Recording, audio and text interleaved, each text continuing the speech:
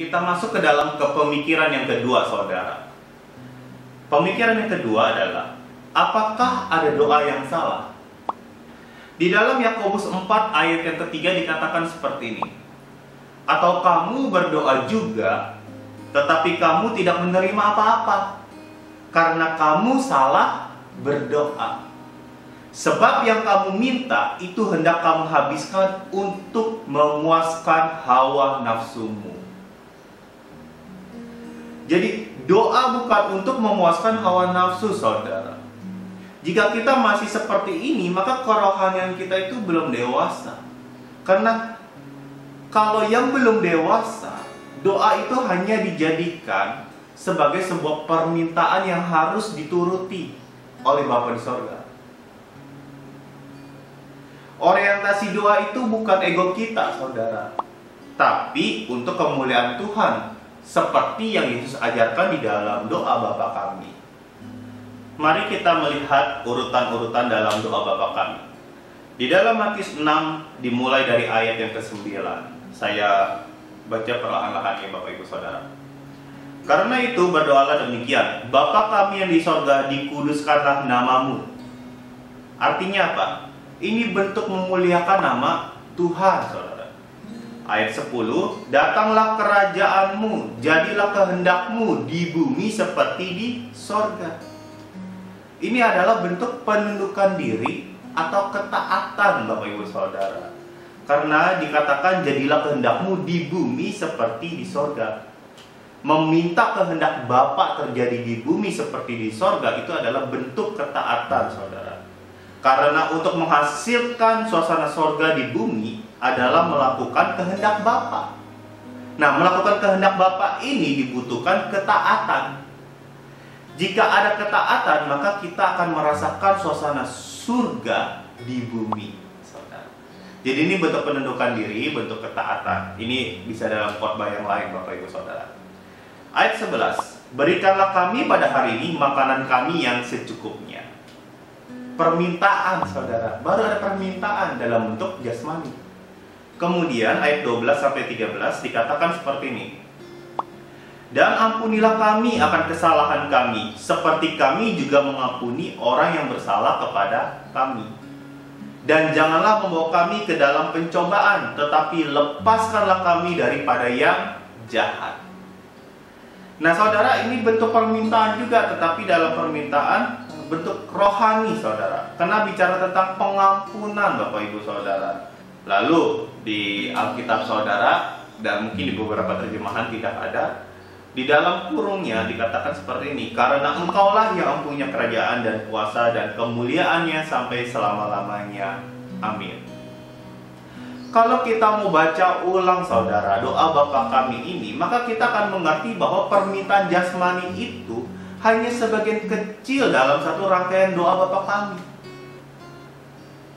Nah, tapi justru yang lebih gilanya di zaman sekarang, hal itu menjadi bagian elemen terutama, saudara. Bahkan sudah tidak ada lagi kata-kata yang secukupnya, tapi kayak sebanyak-banyaknya. Doa isinya ada permintaan yang gak salah, tapi kalau fokusnya hanya kepada permintaannya saja, itu menjadi salah. Ini adalah doa yang salah, saudara. Apalagi kalau tidak ada kata-kata memuliakan nama Tuhan. Doa Yabes, saya mau ngomongin doa Yabes nih, saudara. Mungkin dari beberapa saudara ada yang tidak setuju, saya tidak ada masalah dengan hal itu. Doa Yabes, saudara, jika didoakan terus-menerus tanpa memiliki pemahaman yang benar tentang ayat dan makna dari doa Yabes tersebut, akhirnya hanya ditujukan kepada kepuasan diri. Karena dikatakan dalam doa Yabes itu apa, saudara? Di dalam 1 Tawarik 4 ayat yang ke-10, Yabes berseru kepada Allah Israel, katanya, kiranya engkau memberkati aku berlimpah-limpah dan memperluas daerahku, dan kiranya tanganmu menyertai aku dan melindungi aku daripada malapetaka, sehingga kesakitan tidak menimpa aku, dan Allah mengabulkan permintaannya itu. Wah, banyak orang Kristen langsung pakai doa Yabes. Kiranya langsung dinyanyikan seperti itu. Well, saudara, sekali lagi saya mau katakan ada di Alkitab berarti itu tidak salah, saudara. Tapi saudara, banyak orang berdoa seperti ini berharap seperti Yabes dikabulin. Nah, yang jadi masalah adalah seperti ini.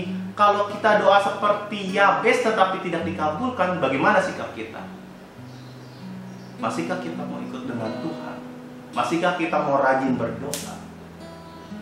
Kalau yang datang itu tidak sesuai dengan harapan, atau jawaban dari Tuhan itu tidak sesuai dengan harapan kita, ekspektasi dengan realita itu berbeda sekali, apa sikap saudara? By the way, Yesus pernah doa tapi tidak dikabulin. Paulus, rasul hebat, pernah berdoa tapi juga nggak dikabulin. Yuk kita lihat satu persatu.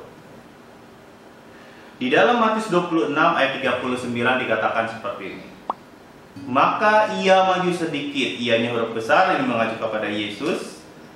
Lalu Yesus sujud dan berdoa, katanya, "Ya Bapakku, jikalau sekiranya mungkin, biarlah cawan ini lalu daripadaku.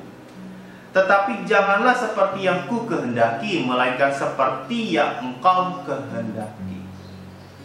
Nah saudara, cawan adalah lambang penderitaan dari Yesus, saudara.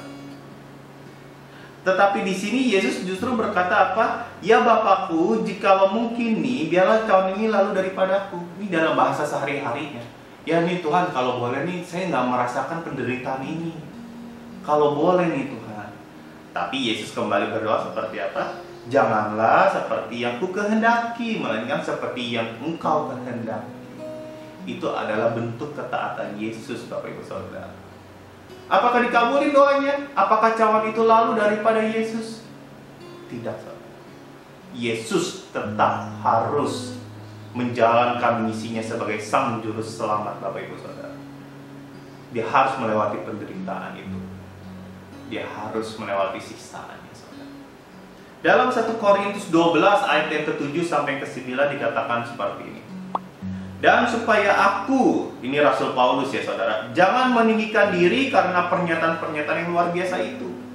Maka aku diberi suatu duri di dalam dagingku, yaitu seorang utusan iblis untuk menggocoh aku, supaya aku jangan meninggikan diri. Tentang hal itu aku sudah 3 kali berseru kepada Tuhan, supaya utusan iblis itu mundur daripadaku." Ayat 9, "Tetapi jawab Tuhan kepadaku, cukuplah kasih karuniaku bagimu, sebab justru dalam kelemahanlah kuasaku menjadi sempurna.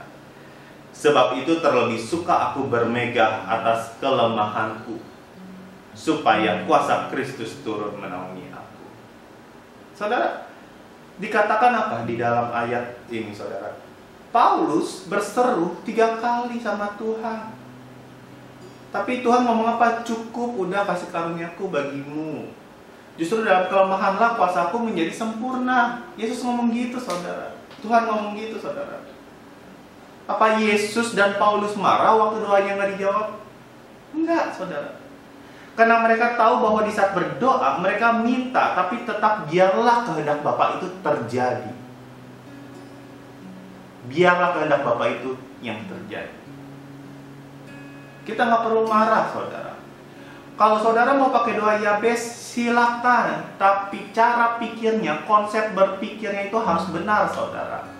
Kalau tidak dijawab, jangan marah. Karena memang bukan kehendak Bapa. Karena dalam berdoa, kita perlu balikan kepada Bapa. Biarlah kehendak Bapa yang terjadi. Amin, Bapak Ibu Saudara. Suatu kali saya pernah berdoa. Saya dan istri berdoa. Tentu doa kami adalah ingin memiliki seorang anak.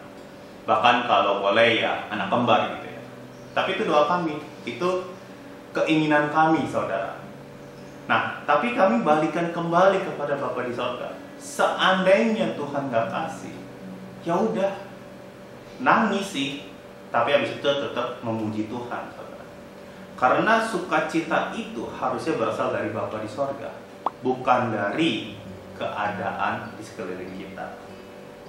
Karena kalau kita doa yang isinya hanya maksain kehendak kita, itu kita kayak anak kecil yang keinginannya ingin dituruti, saudara.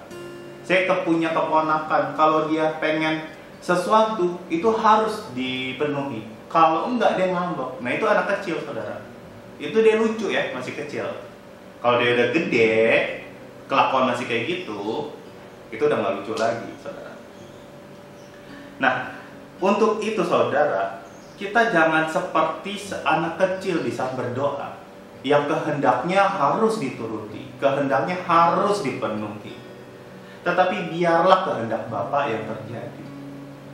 Lalu kemudian kalau sampai memang doa kita terkabul, kalau doa kita dijawab oleh Tuhan sesuai dengan keinginan kita, itu berarti memang kehendak Bapa di sorga. Ya, bersukacitalah untuk hal tersebut. Amin saudara. Jangan maksain kehendak kita, tapi biar kehendak Bapa yang terjadi.